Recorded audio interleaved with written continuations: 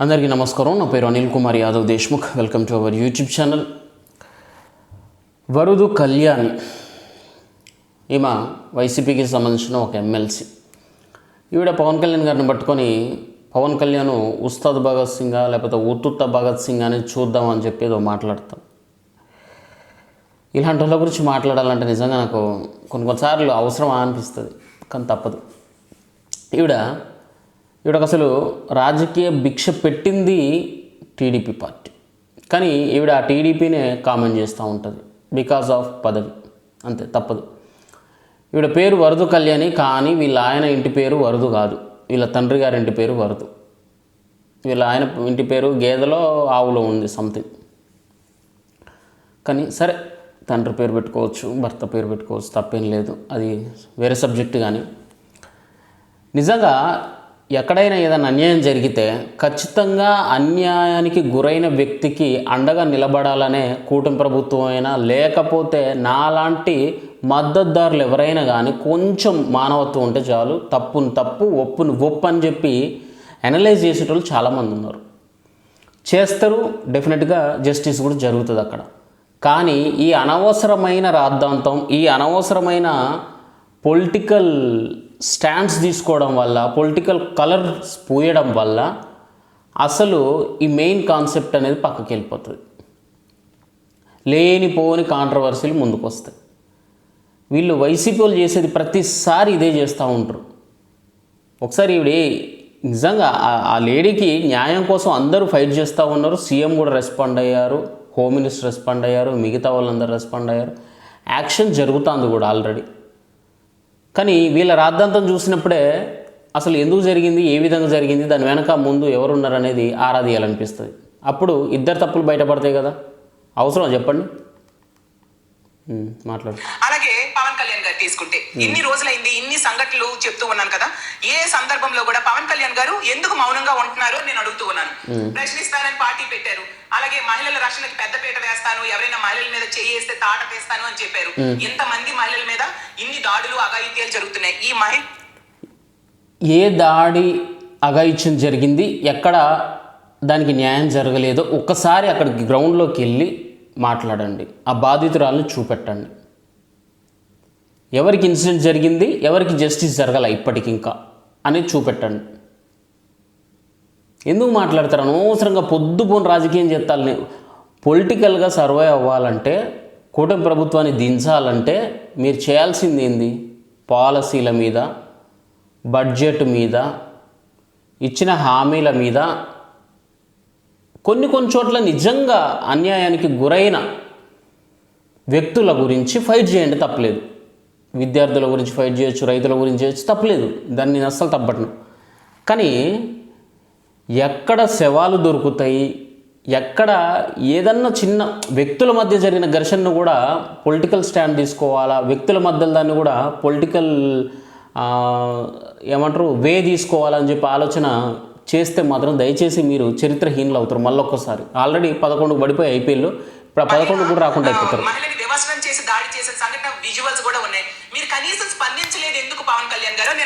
Already ముఖ్యమంత్రి స్పందించిండు కదా, మళ్ళీ పవన్ కళ్యాణ్ వచ్చి ఏమని స్పందించాలా? ఆల్రెడీ స్టేట్ సీఎంఏ రెస్పాండ్ అయ్యింది కదా. పార్టీ నుంచి సస్పెండ్ చేసినాం అతన్ని మేము, అతని పైన కఠినంగా చర్య ఉంటుంది, నేను ఎవరిని ఉపేక్షించేది లేదు, నా ఓడైనా బయటోడైనా కానీ శిక్ష సేమ్ టు సేమ్ ఉంటుందని చెప్పి అన్నాడు కదా. మళ్ళీ పవన్ కళ్యాణ్కి షోల్డర్ ఇంజూర్డ్ అయింది కదా, ఆయనకు ఈ వెన్నెముకకు ఆయన ట్రీట్మెంట్ జరుగుతుంది కదా, ఆయన రికవరీ కావాలేదు. ఇంతలోనే ఏం రెస్పాండ్ కావాలి ఆయన? పాపం ఇంతకుముందు జరిగిన వాటికి రెస్పాండ్ కాలేదు, అయింది కదా. మీరు స్పందించకపోతే దాని అర్థం ఏంటి? ఇలాంటి సంఘటనలకి, వీళ్ళు చేస్తున్న పరిపాలనకి, తప్పుడు పరిపాలనకి మీరు మద్దతు ఇస్తున్నట్టుగా కదా. ఇలాంటి దుర్మార్గులు అసలు ఏం తప్పుడు పరిపాలన జరిగిందో అది బయట పెట్టండి. నోటికి వచ్చినట్టు ప్రెస్ ముందు కూర్చొని వాగితే నాకు రెస్పాండ్ అవ్వాలని ఉండదు. కానీ ఏం చేద్దాం? ఇట్లా అబద్ధాలు చెప్పేటప్పుడు మరి రెస్పాండ్ అవ్వాలి, తప్పదు. ప్రజలకు తెలుసు పవన్ కళ్యాణ్ గారు ఎవరికి మద్దతుగా ఉంటారు, అన్యాయం జరిగిన వాళ్లకు ఆయన మద్దతుగా ఉంటాడా, లేకపోతే అన్యాయం చేసిన వాళ్ళకు ఉంటాడా అనేది అందరికీ తెలుసు. కోట్ల రూపాయలు దానం చేసిన మనిషి. అసలు నీ బతుకు మొదలైందే టీడీపీలా, తర్వాత నువ్వు ప్రజారాజ్యం పార్టీలోకి పోయినావు. నీకు తెలియదా పవన్ కళ్యాణ్ గురించి? నీకు తెలియదా మెగా కుటుంబం గురించి?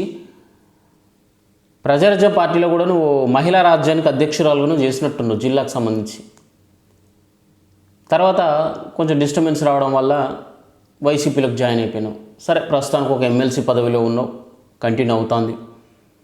నీకోసం నువ్వు ఫైట్ చేస్తే తప్పలేదు, తప్పన్నా తప్పలేదు. కానీ ఆల్రెడీ దానికి సంబంధించిన జస్టిస్ కూడా జరుగుతుంది, ఆ దిశగా అడుగులు కూడా పడతాయి. మళ్ళీ దీన్ని పొలిటికల్గా చేయడం, రంగు పూలవడం అవసరమా? ఇంత నీచం అవసరమా? వేరే సబ్జెక్ట్ లేదా అసలు మాట్లాడడానికి నీకు? తీసుకుంటే పవన్ కళ్యాణ్ గారు అధికారంలోకి వచ్చాక బలమైన చట్టాలను తీసుకొస్తామన్నారు. అవును. ఏది బలమైన చట్టాలు, ఎక్కడున్నాయని నేను అడుగుతూ ఉన్నాను. ఒకటి గుర్తుపెట్టుకోండి, చట్టాలు ఎప్పుడూ బలమైనవే, కానీ దాన్ని ఇంప్లిమెంట్ చేసేటోడు కరెక్ట్గా ఉంటే బలమైనవి. దాన్ని ఇంప్లిమెంటేషన్ సరిగ్గా చేయడం రాకపోతే బలహీనమైనవి. చట్టాన్ని కొత్తగా రూపొందించాల్సిన అవసరం లేదు, ఉన్న చట్టాలని వినియోగించుకుంటే చాలు. కానీ దాన్ని స్ట్రిక్ట్గా ఇంప్లిమెంట్ చేసే మగాడు కావాలి మనకు.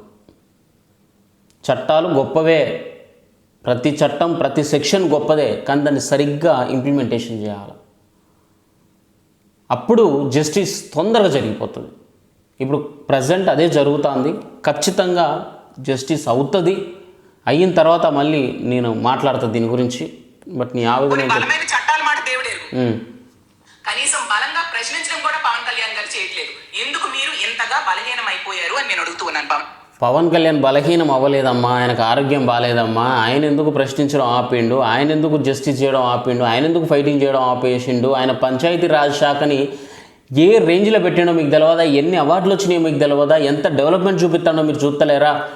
డోల సంచులల్లా గర్భిణీ స్త్రీలను పట్టకపోతుంటే వాళ్ళకి కనీసం 2 వీలర్ కూడా వెళ్ళడానికి అవకాశం లేని ప్రదేశంలో ఈయన డబ్బులతోటి పంచాయతీ రాజ్ శాఖకు సంబంధించిన ఫండ్స్ తోటి, అంటే సెంట్రల్ గవర్నమెంట్తో మాట్లాడి ఆ శాఖకు డబ్బులు తెచ్చుకొని రోడ్డు వేసిండు. అక్కడ 2 వీలర్ వెళ్ళలేని పరిస్థితి, అంటే ఆ రూట్ని ఇప్పుడు 4 వీలర్ కూడా వెళ్తుంది అక్కడ. ఇంకా పవన్ కళ్యాణ్ ఏం చేయాలి నీకు? అంటే నీకేం చేయాలా? నిన్ను అధికారంలో తీసుకురావాలి అంతేనా? లేకపోతే వైసీపీని అధికారంలో తీసుకురమ్మంటావు? ఏం చేయమంటావు పవన్ కళ్యాణ్? ఏం చేస్తే మీ నోట్లు చల్లబడతాయి? ఏం చేస్తే మీ కళ్ళు చల్లబడతాయి? ఇంకా సామాన్యులకి, పేదలకి, పాపం ఆ అటవీలో ఉండే జనాలకి సేవ చేస్తే సరిపోదా? ఆ గిరిజనులకి సేవ చేస్తే సరిపోదా? వాళ్ళకి రోడ్లు ఎత్తే సరిపోదా? వాళ్ళకి డబ్బులు ఇస్తే సరిపోదా? పవన్ కళ్యాణ్ ఎన్ని కోట్ల రూపాయలు దానం చేసి ఇంకేం కావాలి? ఏం లేదు మీకు. టీడీపీ నుంచి పవన్ కళ్యాణ్ బయటికి రావాలా, వచ్చి వైసీపీని గెలిపేయాలి, ఇదే కదా మీకు కావాల్సింది, అంతేనా? వరదు కళ్యాణ్ గారిని మళ్ళీ ఎమ్మెల్సీని చేయాలా, వైఎస్ జగన్ని సీఎం చేయాలి, అదే కదండి డిమాండ్. ఎంత మించి ఉంది ఇంకా? ఎవరికి అన్యాయం చేసాడు పవన్ కళ్యాణ్? ఏమని క్వశ్చన్ చేయాలి ఇంకా? పవన్ కళ్యాణ్ గారిని ఇంత దుశ్శాసన పర్వం ఈ రాష్ట్రంలో నడుస్తూ ఉంటే కనీసం ప్రశ్నించట్లేదు. ఇలాంటి దుశ్శాసన పర్వానికి కారణమైన ప్రభుత్వానికి మీరు మద్దతు. దుశ్శాసన ప్రభుత్వం ఎవరిది? దుశ్శాసన పరిపాలన ఎవరు చేసిళ్ళు? దుర్యోధన పరిపాలన ఎవరు చేసిళ్ళు? కౌరవులు ఎట్లా ప్రవర్తించిళ్ళు అనేది రాష్ట్రం అంతా చూసింది. చూసే మీకు ఈ 151 నుంచి 11 ఇచ్చి పడుకోబెట్టింది. అయినా కానీ మీరు ఇంకా గొడవలు పెడదాం. అసలు మీరు దుర్యోధనుడు, దుశ్శాసనుడు, మీరు శకుని. అసలు మీరంతా శకుని. పుల్లలు పెట్టుడు మీకు ఇదే పనిగా. పుల్లలు పెట్టుడే మీ పని. ప్రతి చోట పోయి రాజకీయమే. కొన్ని చోట్ల రాజకీయాలు వదిలి మాట్లాడాలి. కొన్నిసార్లు మన పార్టీలకు అతీతంగా రెస్పాండ్ అవ్వాలి. అన్ని చోట్ల ఇది పనికిరాదు.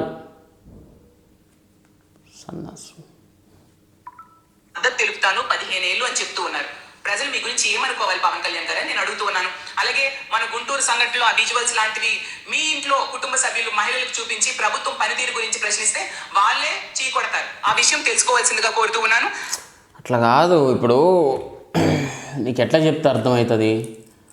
ప్రతి ప్రభుత్వంలో ఈ ప్రభుత్వం అనే కాదు, ఆంధ్రప్రదేశ్ అనే కాదు, తెలంగాణ అనే కాదు, మధ్యప్రదేశ్ అనే కాదు, మహారాష్ట్ర అనే కాదు, దాని పక్కనున్న ఇటు మన పక్కనున్న తమిళనాడు కాదు, ఒరిస్సా, ఎక్కడైనా కానీ మనం కొన్ని ఆపలేని క్రైమ్స్ ఉంటాయి, మనం ఆపలేని కొన్ని ఇన్సిడెంట్లు ఉంటాయి. ఎంత క్విక్గా మనం రియాక్ట్ అయినా కానీ జరగాల్సిన నష్టం కొన్ని చోట్ల జరుగుతుంది. బట్ ఆ తర్వాత అలాంటివి మళ్ళీ తిరిగి ఉత్పన్నం అవ్వకుండా, తిరిగి మళ్ళీ అట్లాంటివి జరగకుండా ఎటువంటి చర్యలు తీసుకుంటున్నాం, ఆ తప్పు చేసినోడి పైన ఎటువంటి యాక్ట్లని మనం మోపుతానము, వాడి మీద ఎటువంటి స్ట్రిక్ట్గా యాక్షన్ తీసుకుంటున్నాం అనేదే పాయింట్ ఇక్కడ. మళ్ళీ అటువంటి జరగకుండా మనం ఏం చేస్తున్నాం అన్న దాని మీద మనం ఆలోచించాలి. కానీ ఎక్కడో చోట ఏం చెప్తాను, ఎక్కడో చోట ఊళ్ళల్లో లేకపోతే ఇంకెక్కడనో తాగిన దగ్గరనో ఇంకెక్కడనో ఆ గెట్ల దగ్గరనో అన్నీ ఎవడు ఆపలేడు. ఏ స్టేట్లో కానీ జరగదు, ఏ స్టేట్లో కూడా జరగదు. ఇప్పుడు నేనున్న మా ఇంట్లో ఒక గొడవ అవుతుంది అనుకుందాం, లేకపోతే మా పక్కింటి వాళ్ళతో ఒక గొడవ అవుతుంది అనుకుందాం. నేను విచక్షణ కోల్పోయి నేనేదో మైకంలో ఉండి నేనేదో తప్పు చేస్తే దానిపైన ప్రభుత్వం ఎట్లా రియాక్ట్ అవుతుంది అన్నది మ్యాటర్. కానీ నేను విచక్షణ కోల్పోయి నేను మాట్లాడుతుంటే ఏం చెప్తాను, ఇక పక్కన వాళ్ళు ఏం చెప్తారు, పోలీసులు ఏం చెప్తారు, యంత్రాంగం ఏం చెప్తాను, ఇది కాదు మ్యాటర్. ఆ టైంలో ఎవరు ఏం చేయలేరు. క్షణంలో జరిగిపోయే కొన్ని ఇన్సిడెంట్లు ఉంటాయి. దరిద్రం కొద్దీ ఇలాంటివి జరగకూడదని కోరుకుంటున్నాం, జరిగింది. దానికి సంబంధించిన యాక్షన్ స్ట్రిక్ట్గా అప్లై అవుతుంది కదా. ఇంకేం కావాలి మీకు? ఇంకెందుకు రాజకీయం చేస్తున్నావు?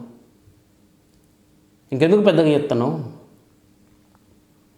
వాడికి శిక్ష పడకపోతే, వాడు తొందరగా బెయిల్ మీద బయటకు వస్తే, వాడు రిమాండ్కి వెళ్ళకపోతే, ఆ బాధితులు ఇంకా మాకు నష్టమే జరిగింది, మాకు న్యాయం జరగలేదు అని మీ దగ్గరకు వస్తే అప్పుడు పాలిటిక్స్ చేయండి, డెఫినెట్గా మాట్లాడుకుందాం. ఓకేనా?